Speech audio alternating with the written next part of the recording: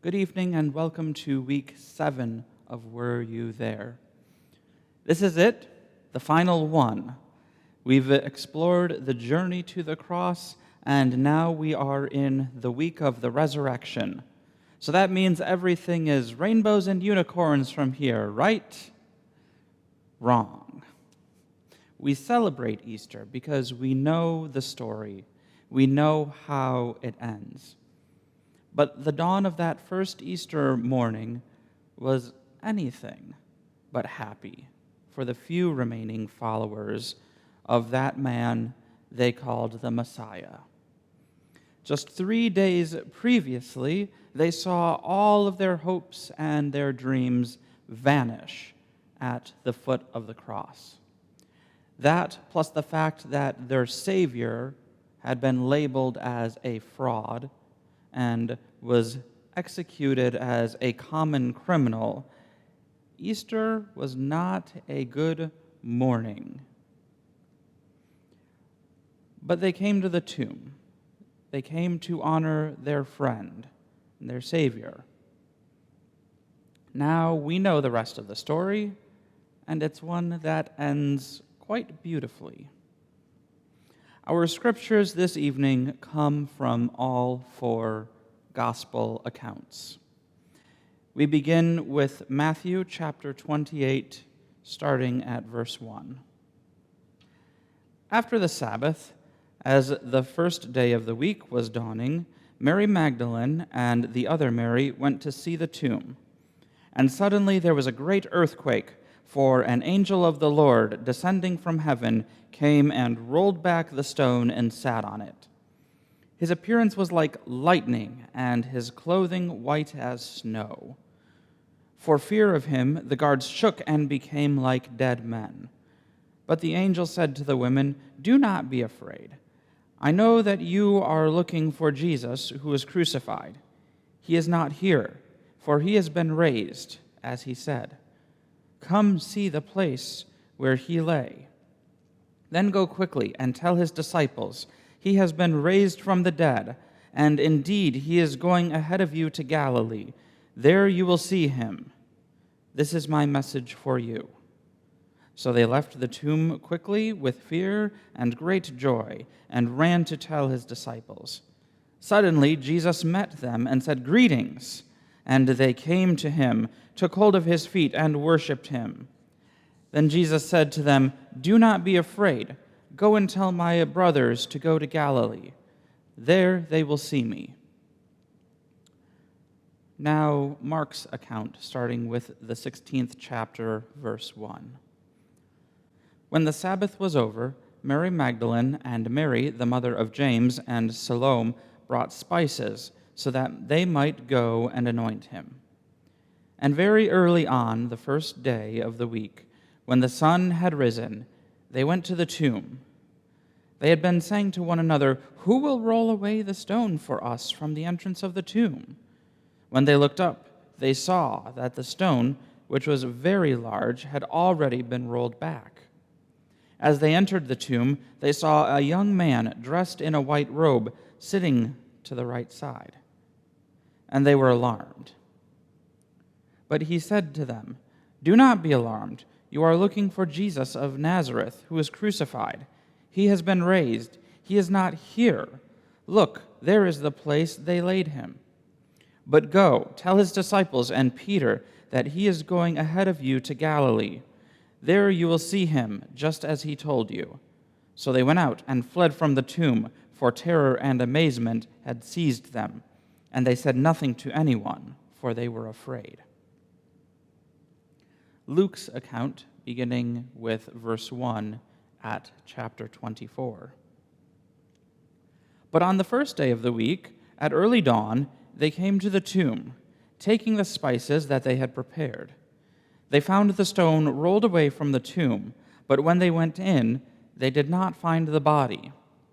While they were perplexed about this, suddenly 2 men in dazzling clothes stood beside them. The women were terrified and bowed their faces to the ground. But the men said to them, "Why do you look for the living among the dead? He is not here, but has risen. Remember how he told you, while he was still in Galilee, that the Son of Man must be handed over to sinners and be crucified, and on the third day rise again." John's account, beginning with the first verse of chapter 20. Early on, the first day of the week, while it was still dark, Mary Magdalene came to the tomb and saw that the stone had been removed from the tomb. So she ran and went to Simon Peter and the other disciple, the one whom Jesus loved, and said to them, "They have taken the Lord out of the tomb, and we do not know where they have laid him." Then Peter and the other disciple set out and went toward the tomb. So, I guess I'm confused. Was the tomb opened when the women arrived, or was the stone rolled back by an angel after they got there? Also, was there only one woman, Mary Magdalene, or were there multiple? Also, what about those tomb guards? They're only in one of the gospel accounts. And were there two angels, or was there only one? Did they come in a flash of lightning, or were they already there waiting for the women? Also, what's up with John not saying a single thing about angels or people at the tomb? It's all about what the apostles did, not what the women discovered. The story of Jesus, the books included in the Bible, and our faith as disciples of Christ rely on the trustworthiness of the Gospels. That is why atheists, non-theists, and skeptics look to these apparent contradictions to poke holes in our faith and cast doubt on what we know. And the unfortunate part is this puts well-meaning but often unprepared Christians in a difficult position, trying to reconcile what appears to be a series of contradictions. But that's the problem. While there are many inconsistencies in the gospel stories, there aren't contradictions. Take a look at our readings for today. While I have so many questions on the technical details and the chronology, all of these Gospels align in that on the first day of the week, the women went to the tomb, it was empty, someone or something told them that Jesus had been resurrected, they were a mix of emotions, they went to tell the disciples, everyone came back to the tomb to see it was indeed empty, and they went back to life, filled with a new belief and a new hope, telling the stories of Jesus and his miracles. So how can we account for these inconsistencies in the gospel accounts? A lot of the problems stem from our expectations of the Bible. If we think that we can read it as a textbook that has a perfect chronology and is a series of stories that wind together to make the perfect golden braid, we are only setting ourselves up for failure and disappointment, because that wasn't the intent of the writers of the Gospels. We must fit the Gospels into their proper context and realize that in ancient times, and let's be real, even today, historical accounts were summarized, paraphrased, omitted details so that specific points and perspectives could be conveyed. Matthew's gospel is the gospel of the Messiah and it is the most structured. His audience was the Jewish population who already had a knowledge of God and of the Old Testament. That's why Matthew spends so much time and effort giving genealogies so that the reader can make historical connections to what they already had read. He structures his gospel so that the Jews can see that the promises and prophecies of the Old Testament are fulfilled in Jesus. Mark's gospel focuses on Jesus as the suffering man of God. He is the most dramatic. His audience was the Roman population, hence the drama, who were impressed by action. They knew nothing of the Old Testament and the lineage of the Jews, so Mark's gospel doesn't include the birth of Jesus or his family tree. The Romans knew everything about gods and about power, so Mark started his gospel with Jesus' ministry, and this group got the action-packed, powerful version of the gospel. In fact, Mark uses the word "and" 1,375 times in his gospel to tie together the endless actions of Christ. Luke's audience was the Greeks, a notably intellectual and philosophical culture. They were interested in culture, beauty, and ideas. Happiness could be found in the pursuit of the truth. Luke gives us a clear statement in the first chapter of his gospel regarding his intentions. Inasmuch as many have taken in hand to set in order a narrative of those things which are most surely believed among us, just as those who from the beginning were eyewitnesses and ministers of the word delivered them to us, it seemed good to me also, having had perfect understanding of all things from the very first, to write to you an orderly account. It is because of this that Luke's gospel is the gospel framing Jesus as the Savior for all people, and makes his gospel the most thematic of all. He didn't write his gospel as an eyewitness, but as one who is writing and combining eyewitness testimonies, cross-referencing, fact-checking. His portrayal of Jesus is that of the perfect man, something that would certainly have appealed to the Greeks on many levels. Therefore, Luke focused on the events of Jesus' life that stressed his humanity.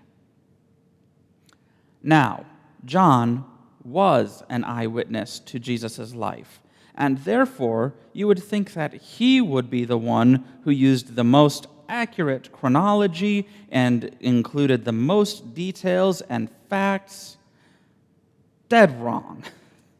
His intent wasn't to give a detailed diary of what Jesus did and when and why and how and with whom. His intent was to portray Jesus as the eternal God who became flesh. John wanted his readers to exercise their faith toward Jesus, and therefore John's gospel is the most theological.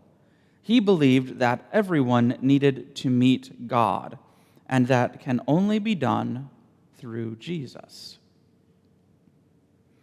If I were to ask my parents what they did yesterday, my dad would probably say something along the lines of, "We had breakfast, and then we went to the grocery store, and I got items X, Y, and Z, and they were out of this one thing that I needed, so I had to go to a different store, and then we went home, and we worked in Mom's garden, and then we had a late lunch."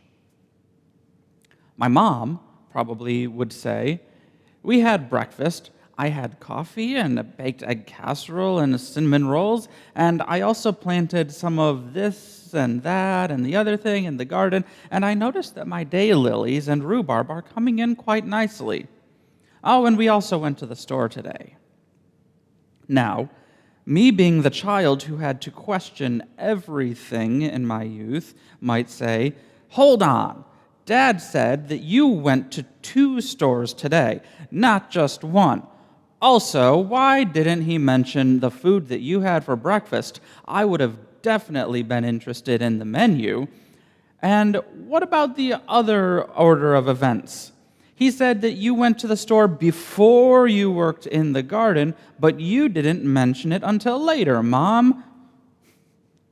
2 different accounts told by 2 people who experienced the same thing, but in different ways.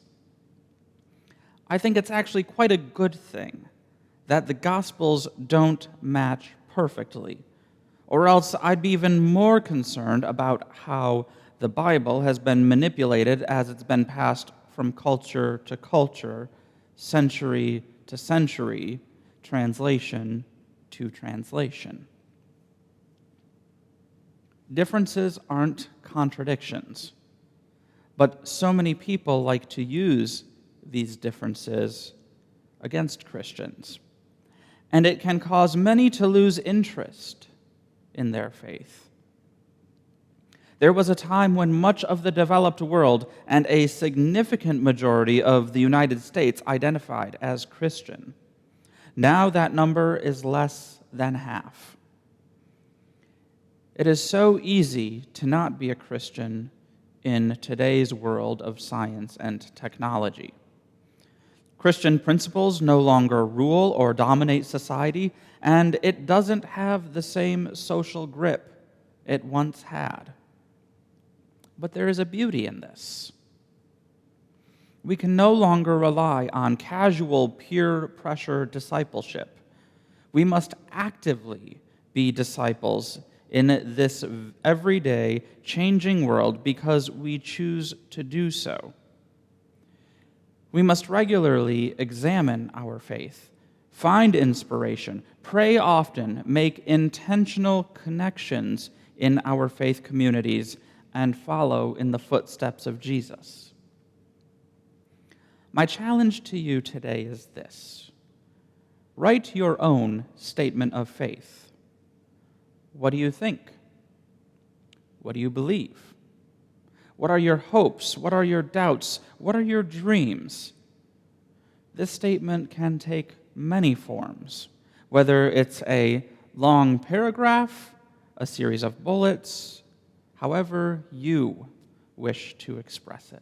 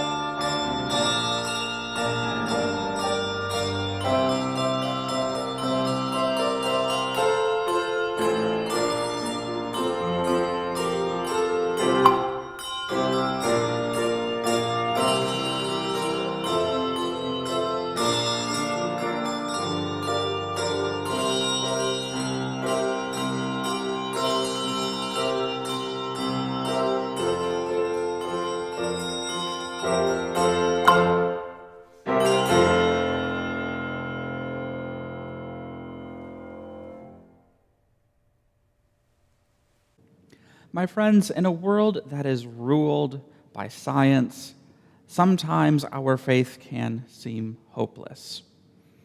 But the very definition of faith is believing and trusting in something that is intangible. In our first week, I said that I wouldn't ask you to do anything that I wasn't prepared to do myself. So I've created my own work-in-progress statement of faith. I've left out the basic tenets of our Christian faith. I believe in God, I believe in Jesus, in communion, in the resurrection, etc. And I've focused on the beliefs I've struggled with and contemplated the past 7 weeks. I believe faith is an evolving journey that will be incomplete until the day I cross the threshold of eternity. I believe that it is the privilege and duty of a Christian to prove that God does exist, not the duty of non-Christians to prove that God does not exist. I believe that faith should be a refuge for comfort and wisdom, not a weapon to be used against others. I believe the Bible should be read through multiple literary and historical lenses. I believe I don't know all of the answers and never will. And I believe in blind faith because of the blessed assurance. I hope all of you have enjoyed this 7-week series and have been able to find some meaning in it and make connections to your life. It has been a wonderful experience for me to put together these episodes, both musically and from the perspective of researching and understanding my own faith. So, my friends, may God be with you as you go through your life's journeys until we meet again.